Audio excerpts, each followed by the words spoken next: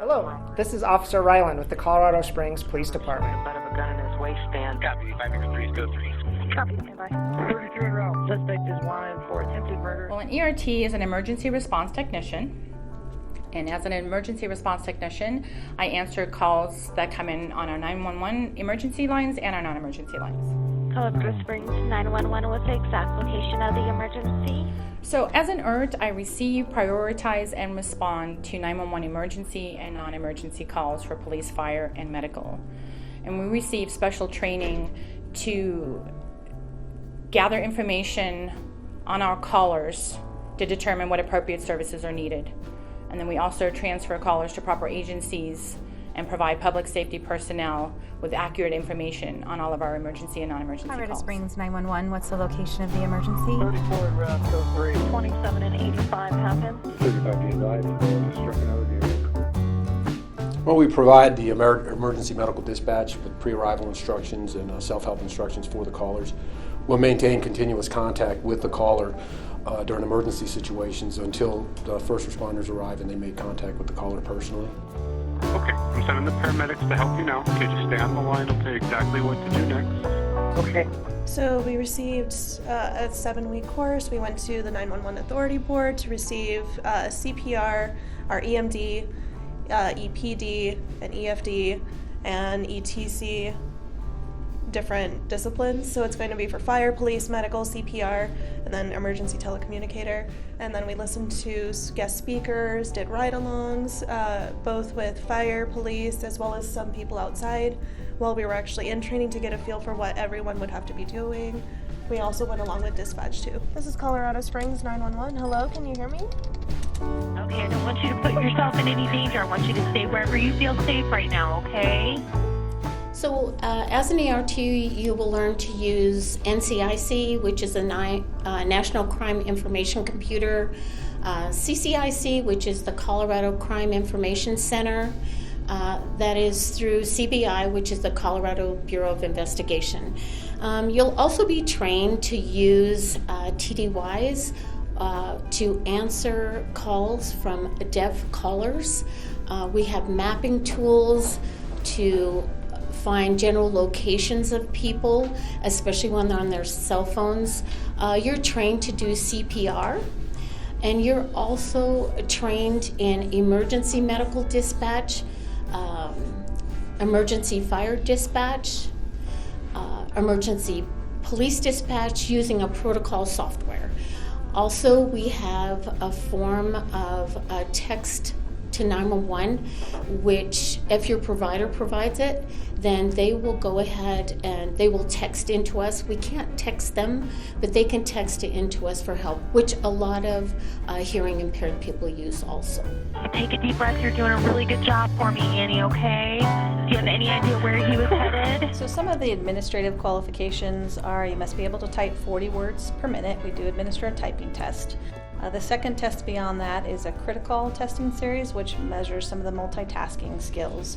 And then we're looking for some good customer service skills beyond that. The candidates really have to be able to deal well with stressful situations, stressful callers, negative situations, sometimes aggressive callers. We also are a drug-free workplace, so you cannot have any marijuana use of any kind within the last 18 months prior to applying. Additionally, you have to be 18 years of age with high school diploma or GED, and we like a little customer service background in there, but it's not absolutely required. Send the paramedics to help you down the same line. I'll tell you exactly what to do next. So when they come into our training program, we do 6 to 7 weeks of classroom training, which is generally a Monday through Thursday, sometimes Monday through Friday 8 hours, sometimes Monday through Thursday 10 hours. Once they go beyond the classroom training, they move into a rotation of on-the-job training with a trainer, and they work that trainer's schedule. Currently for the emergency response technicians, there's 4 different start times. We have a day shift which starts at 6 a.m. Everybody's on 10-hour shifts, so that's 6 a.m. to 4 p.m. We have a swing shift which starts at noon to 10 p.m. Then we have our power shift, which is 4 p.m. to 2 a.m. And then our midnighters work from 9 p.m. to 7 a.m. Tap 1 for yes and 2 for no. We've had people come to the job not really realizing what it means to be a 911 emergency response technician, not understanding that you're truly answering the 911 calls from people calling in. We've had people not really understand the true demands of the job, thinking that it's easier than it is. You truly are a first responder. We call ourselves the first responders, and the job that we do is absolutely crucial to law enforcement and fire personnel that are responding to these calls. Hello, sweetie. We have help almost there, okay? Okay. Just take a few minutes for me, I know. Sometimes you come to work and you really just do make a difference in that person's call. You can tell they're thankful, you delivered a baby, you saved a life. All of these things that to us may be every day, but to that person it's everything on that day. Well, what I find rewarding about being an ERT is we're that first contact that the caller's making during a bad situation, I guess, in their life, and we're there to calm them down and help them through the situation until they can get the help that they need. And it makes you feel good that you knew you were part of that process. So far it's been like little moments through the job, because of course it's going to be like, yay, we're helping people and getting people what they need, but it's like really nice when someone's, you know, in a horrible mood or something like that, and then they're really upset. But if you can try to like do a 180 to their mood and try to help them, even if you don't know the answer, at least push them to someone who does maybe know the answer. It just helps a lot, instead of them feeling like they're going to get bounced around to places. So it's the customer service part for me. You know, I have to say that you touch people's lives, and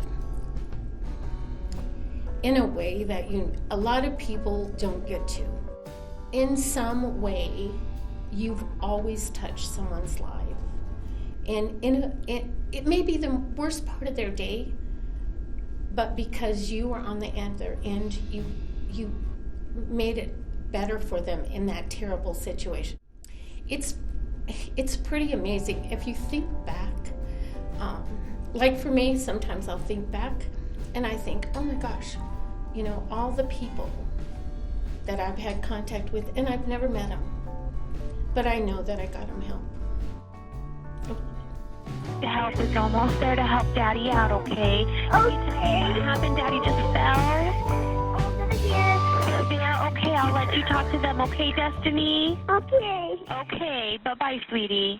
Bye.